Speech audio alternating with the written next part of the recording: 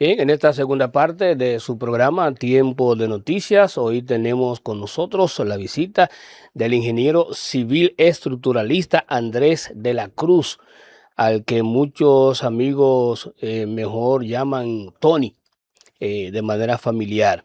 De la Cruz fue subdirector técnico durante 8 años de la Oficina Nacional de Evaluación Sísmica y Vulnerabilidad de Infraestructuras y Edificaciones ONESBIE. Con él vamos a estar conversando sobre estos asuntos de terremotos, la infraestructura, cómo está diseñada en la República Dominicana, cómo debe de ser, los riesgos que la población dominicana se expone con la forma de cómo se está construyendo en la República Dominicana a raíz de estos terremotos que se han estado produciendo en Venezuela, porque de hecho en el día de hoy, en la mañana, se produjo otro temblor de tierra, creo que de 4.5 en Venezuela, que ya al día de hoy se está acercando a los 2000, el número de víctimas mortales que han dejado estos sismos en Venezuela. Ingeniero, saludo, bienvenido por primera vez a Tiempo de Noticias. Buenos días. Un placer. Mire, esta situación de Venezuela que ha conmocionado al mundo, pero de manera particular a América Latina, ningún país está exento de que la madre naturaleza nos sacuda como ocurrió en Venezuela. ¿Hay una forma posible de que la población se prepare para evitar que las consecuencias sean funestas como ocurrió en Venezuela ante la llegada de un terremoto?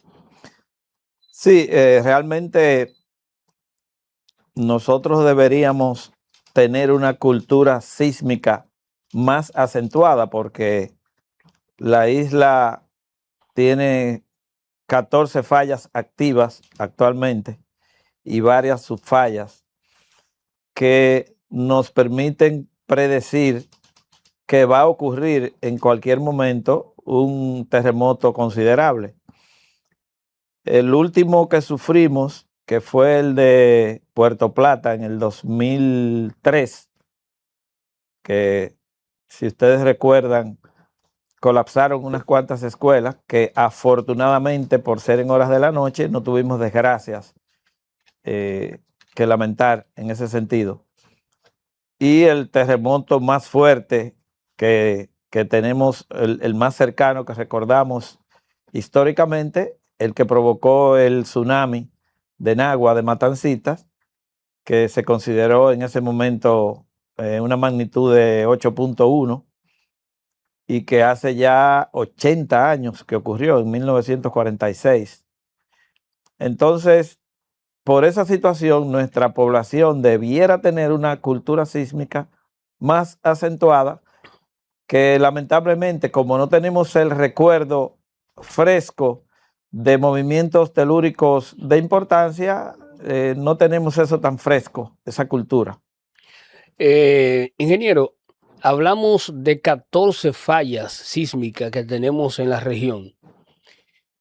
En el mundo, en la época, en el tiempo de la alta tecnología, no hay forma de detectar cuándo se podría, diríamos que acercar o aproximar un temblor de tierra auscultando esas fallas. Todavía no tenemos esa posibilidad. Se hizo un ensayo una vez, hace unos años en China, donde se predijo un terremoto, tanto en fecha como en magnitud, pero después de eso ha habido muchos intentos que han resultado fallidos. Sí tenemos la esperanza de que eventualmente tendremos la tecnología para eso, pero ahora mismo no lo tenemos. Porque por lo menos hay tecnología que avisan segundos antes de un terremoto, Sí, ¿correcto? eso sí, porque las primeras ondas del terremoto uno no la capta, pero los instrumentos sí la captan y le pueden dar a la población ¿Un margen de qué tiempo? un margen de 1 minuto, minuto y medio. Suficiente para uno, ¿verdad? Para tomar medidas cuando usted está preparado culturalmente para eso.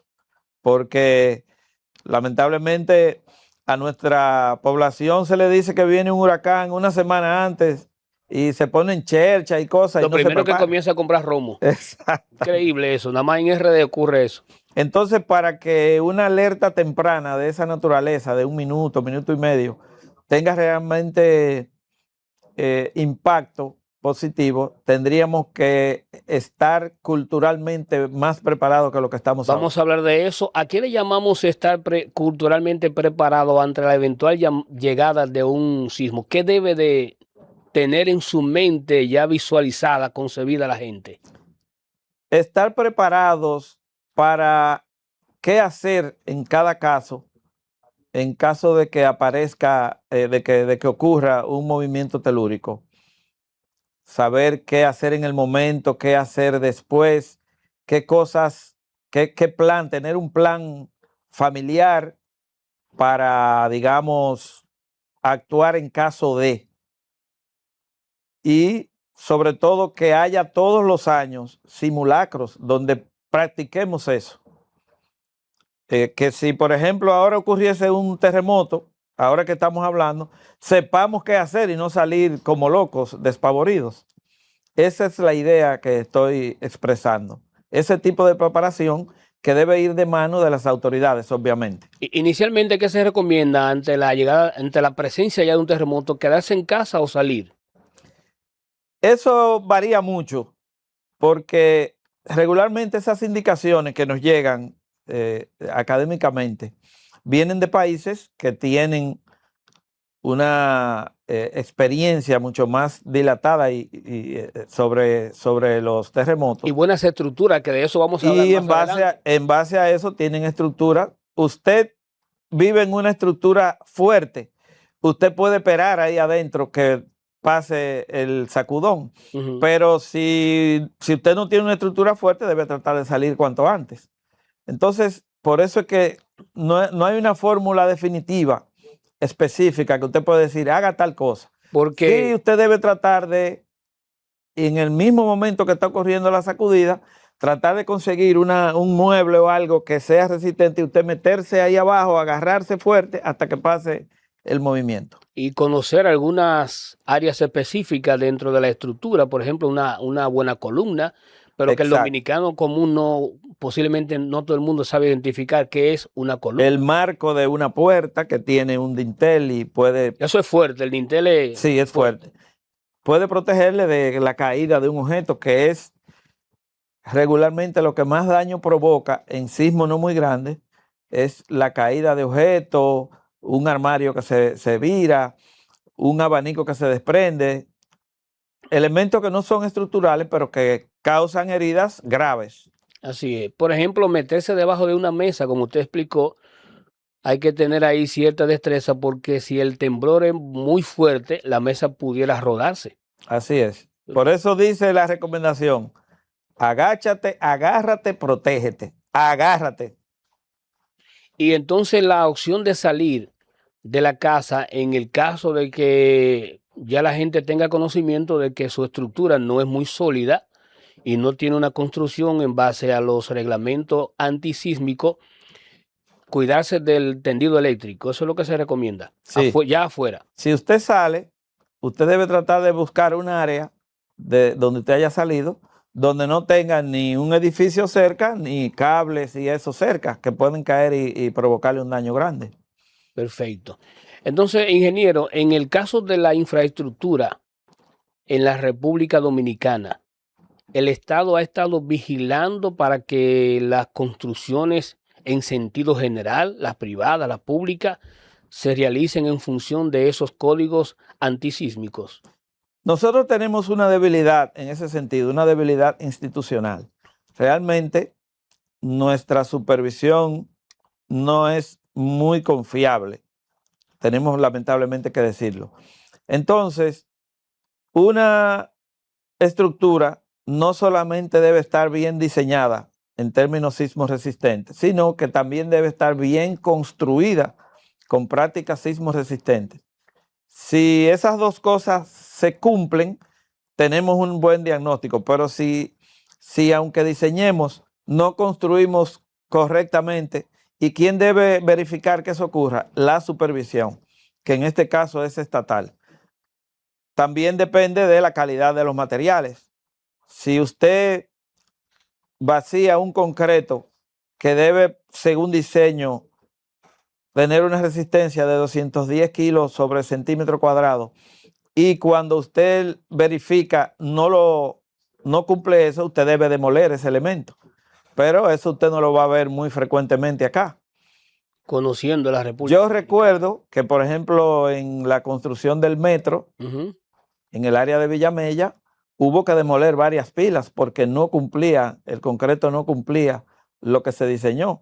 Y se hizo, la gente no se dio cuenta de eso, pero se demolieron unas cuantas porque en una obra tan importante como esa, no se puede correr un riesgo de dejar pasar que no cumplió uno de los materiales. Sobre todo subterráneo. Así es. Muy grave. Entonces, en este país que se construye tanto, construye el Estado, construye el sector privado, ¿tiene el Estado dominicano capacidad de inspeccionar, de vigilar puntualmente cada una de esas obras? Porque ahí bueno, debería tenerla, porque... ¿Quién hace eso? ¿Obras públicas? Obras públicas, sí. Obras públicas y el MIBET ahora mismo son encargados de eso. ¿Y lo están haciendo según usted entiende? Entiendo que lo están tratando de hacerlo, entiendo que sí. Sobre todo en esas infraestructuras que albergan público, escuelas, hospitales que se construyen, ¿cómo se llama? Estas grandes torres. Sí, el principal problema, digamos, o uno de los principales que tenemos en términos de estructuras sismo resistentes, es que tenemos una masa construida del 1979 hacia atrás que no teníamos código. Entonces, en el 79 tuvimos unas normas, digamos, preliminares, unas normas que se estuvieron utilizando, digamos, provisionalmente. Y a partir de ahí fue que se comenzó a diseñar con esas normas hasta el año 2011, que es cuando se emitió el código sísmico actual. Entonces, todas esas edificaciones que tenemos del 2011 hacia atrás y sobre todo del 79 hacia atrás, deben ser revisadas. Cierto que ese código sísmico al que usted hace referencia debe de irse actualizando de conformidad a la intensidad en que van ocurriendo los terremotos en el mundo. Así es. Siempre aprendemos algo de un terremoto que ocurre en otro lugar o de los que ocurren en nuestra propia área. Y las normas se adaptan a eso. Cuando vemos algo que ocurrió que no está considerado en esa norma, debemos incluirlo y regularmente se incluye. Pero los encargados de esa norma, que es obra pública, deben estar pendientes de eso siempre. Exacto. Entonces usted hablaba de la supervisión y fiscalización que es obra pública y el MIBET. Entonces, ¿cuál es el rol fundamental? Mucha gente no está clara en ese sentido de ONESBIE. ¿Cuál es la función de esta institución? Bien, esta institución, la Oficina Nacional de Evaluación Sísmica y Vulnerabilidad de Infraestructuras y Edificaciones, ONESBIE, se creó precisamente para tratar de darle solución a ese problema que he mencionado de la gran cantidad de edificaciones que hay construidas cuando no había código sísmico. Entonces, la idea es que esa oficina evalúe todas esas estructuras y haga un diagnóstico y lo someta para que se hagan las correcciones correspondientes. Pero lamentablemente no hemos logrado hacer eso para lo cual se creó la ONESBIE. Se han estado haciendo evaluaciones y eso, pero reforzamientos han sido muy pocos realmente. O sea, que usted entiende que la institución no está asumiendo su rol para lo que fue creado. No, la institución lo está haciendo porque está haciendo evaluaciones. Pero una vez que yo evalúo este edificio y le entrego la evaluación al dueño. Y no pasa nada. Y el dueño dice, no, pues ya la institución no tiene pero no hay una consecuencia para eso, porque debe haber una consecuencia. La legislación no está tan definida no llega hasta ahí. No llega hasta ahí, todavía no. Bien, vamos a hacer una pausa, ingeniero, para luego regresar con más contenido. Estamos conversando con el ingeniero civil estructuralista Andrés de la Cruz. Venimos en breve. Bien, seguimos conversando con Andrés de la Cruz, ingeniero civil estructuralista. Ingeniero, ¿qué se puede hacer si es que todavía hay tiempo de que se haga algo con las infraestructuras que tenemos en la República Dominicana y que a una inspección se determine que no resiste un gran terremoto? ¿Se puede hacer algo? Sí, sí, siempre tenemos tiempo todavía. Hasta que ocurra el sismo tenemos tiempo. ¿Qué se debe hacer? Bueno, reforzar lo que no cumple. Y no estamos hablando solamente de edificaciones, estamos hablando también de estructuras como puentes, incluso una presa que haya que reforzar, hay que reforzar, porque es más pernicioso, más perjudicial que nos agarre un sismo de una magnitud considerable y sabiendo que tenemos esas estructuras deficientes, que tengamos la desgracia. O sea, que un gran edificio público privado que ya se determine tenga deficiencia, que no sea seguro ante un terremoto, se puede, diríamos que, preparar para resguardarlo. De eso hablamos. Así es, para reforzarlo, para que resista. ¿Resulta más barato o más caro? Eso depende de las condiciones. Para proteger vidas nunca será caro nada. Sí, lo que pasa es que hay edificaciones que la evaluación arroja un reforzamiento tan caro que vale la pena mejor demolerlo y levantarlo de nuevo. Okay. En esos casos, pues es preferible hacer eso, pero se han hecho varios reforzamientos acá en la ciudad y yo entiendo de manera personal que el Estado debe centrarse sobre todo en escuelas, hospitales y luego ya ir a otra área, pero esos dos sectores, salud y educación, debe ser, en el caso particular de mi criterio, el que se debe intervenir. Tenemos demasiadas escuelas vulnerables, muchas escuelas vulnerables que fueron construidas antes de la norma sísmica que tenemos actualmente, y realmente sería muy lamentable que ocurra un terremoto en hora escolar.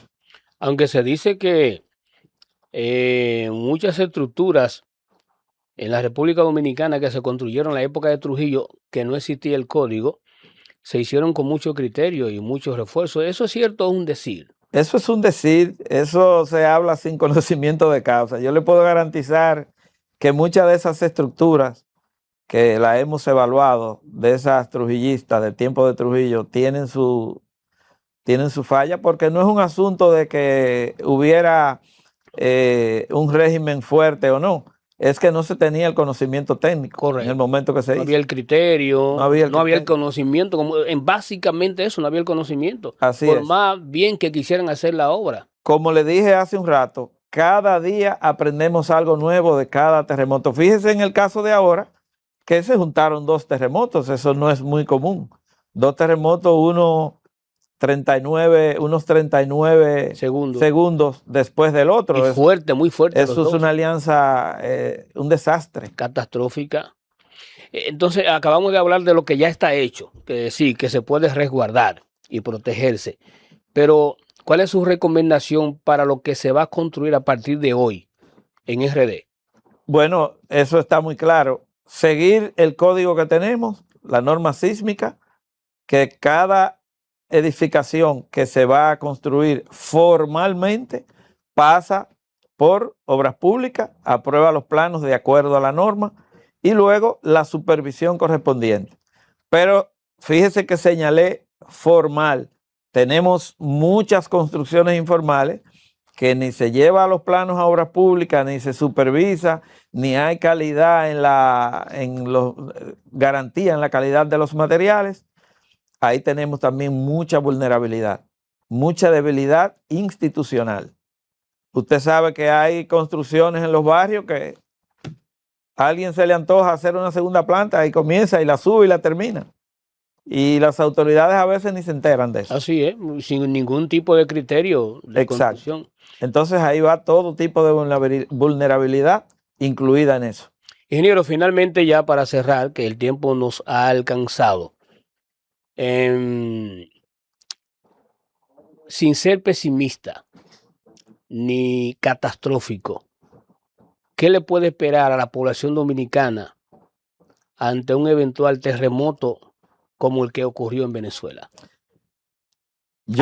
¿A qué nos exponemos? Yo digo que los ingenieros no tenemos una bola mágica para decir qué va a ocurrir si viene un terremoto. Lo único que podemos decir es que si viene un terremoto de tal magnitud y como ha ocurrido en otros países con esos terremotos de tal magnitud, con el tipo de construcción que tenemos, el caso de Venezuela es muy similar al de nosotros, porque Venezuela ha tenido una cultura sísmica fuerte en términos de que muchos de nuestros principales ingenieros estructuralistas sismo resistentes estudiaron en Venezuela.